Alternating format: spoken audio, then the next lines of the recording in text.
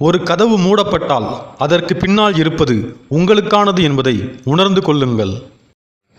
இந்த உலகில் நீங்கள் மிகவும் மோசமான நிலையில் இருப்பதாக உணரும்போது எல்லாமே ஒரு காரணத்திற்காக நடக்கிறது.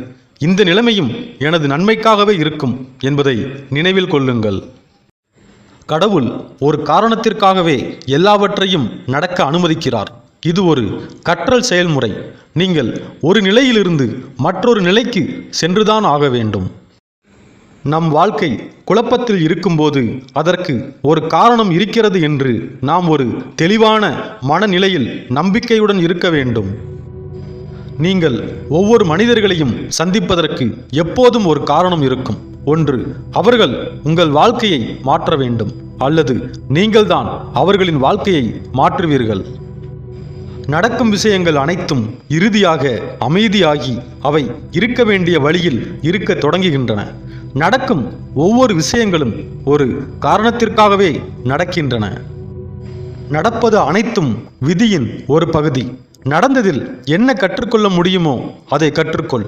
நடந்ததில் மகிழ்ச்சி கொள். உங்களுக்கு அற்புதமான விஷயங்கள் மட்டுமே நடந்திருந்தால், நீங்கள் விரும்பும் விஷயங்கள் மட்டுமே நடந்திருந்தால், உங்களுக்கு தைரியம் என்ற ஒன்றே வந்திருக்காது. உங்களை சுற்றி நடக்கும் அனைத்தும் நல்லதோ அல்லது கெட்டதோ ஏதோ ஒரு வகையில் உங்களுக்கு உதவ வேலை செய்கிறது என்பதை நினைவில் கொள்ளுங்கள். சில நேரங்களில் நடக்கும் ஒரு தவறு நீங்கள் எடுக்கும் சிறந்த முடிவாக இருக்கும். நீங்கள் இப்போது எங்கிருந்தாலும் நீங்கள் ஏற்கனவே தேர்ந்தெடுத்த விஷயங்கள்தான் உங்களை அங்கு கொண்டு வந்தன என்பதை நினைவில் கொள்ளுங்கள். வெற்றி என்பது ஒரு அதிசயம் அல்ல, அதிர்ஷ்டத்தின் விஷயமும் அல்ல. நல்லது அல்லது கெட்டது, நேர்மறை அல்லது எதிர்மறை, எல்லாமே ஒரு காரணத்திற்காகவே நடக்கிறது. இழந்ததை பற்றி கவலைப்பட வேண்டாம். அது சரியாக இருந்தால் அது நடக்கும். முக்கிய விஷயம் என்னவென்றால் அவசரப்படக்கூடாது. அப்படி அவசரப்பட்டால் நல்லது எதுவும் கிடைக்காது. எல்லாம் ஒரு காரணத்திற்காகவும் ஒரு நோக்கத்திற்காகவுமே நடக்கிறது. அது உங்களுக்கு சேவை செய்கிறது. உட்கார்ந்து வாழ்க்கையை பற்றி சிந்தித்து பாருங்கள். தற்செயலாக எதுவும் நடக்காது என்பதை கண்டுபிடிப்பீர்கள். எல்லாம் இறைவன் அருள். தற்செயலாக எதுவும் நடக்காது. எல்லாமே ஒரு காரணத்திற்காக நடக்கும். வாழ்க்கை அழகானது. வாழ்க்கையில் ஏற்படும் தடையை ஒரு நிறுத்த புள்ளியாக பார்க்காதீர்கள். உங்களை சரியான பாதையில் கொண்டு செல்லும் ஒரு மாற்று வழியாக அதை பாருங்கள். இது தோல்வி அல்ல. இது உங்களுக்கு கற்றுக்கொள்ளவும் வளரவும், நீங்கள் முன்பு இருந்ததை விட சிறந்து விளங்கவும் ஒரு வாய்ப்பாகும்.